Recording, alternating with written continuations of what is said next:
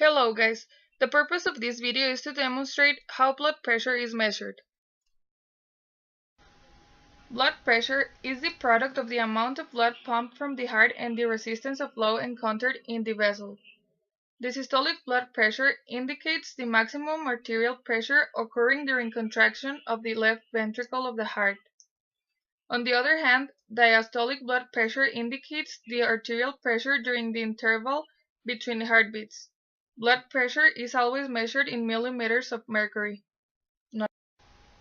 Always make sure that the patient refrains from any caffeine and nicotine ingestion at least 30 minutes before the test. This is because caffeine and nicotine can cause a dramatic increase in blood pressure, and this can interfere with an accurate blood pressure reading. First of all, make sure that your patient has been seated for at least 5 minutes before taking their blood pressure. The patient must be seated in a chair with back support. Make sure that their feet are flat on the floor and make sure that there is a surface where they can put his or her arms with palms in a supine position and arms supported at heart level. For accurate measurement, it should be taken on bare arm. Remember to use the appropriate cup size by making sure it encircles 80% of the upper arm in your patient's arm.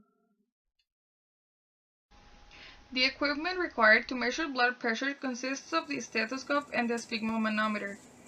The stethoscope consists of the prongs and the diaphragm.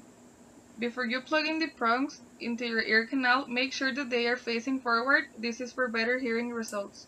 The diaphragm must be placed in the antecubital space once you have identified the brachial artery.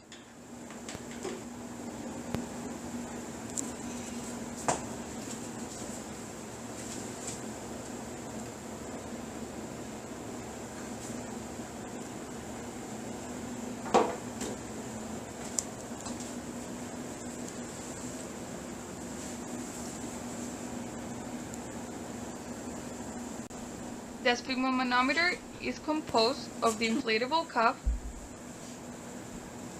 a bulb to inflate it, the mercury manometer, and it also has labels for the brachial artery. Before using it, make sure that the valve is closed by turning it all the way to the right. Now I'm ready to take blood pressure. Place the cuff 2 inches above the brachial artery. Once you grab the cuff around your patient's arm, make sure that you can stick in at least 2 fingers.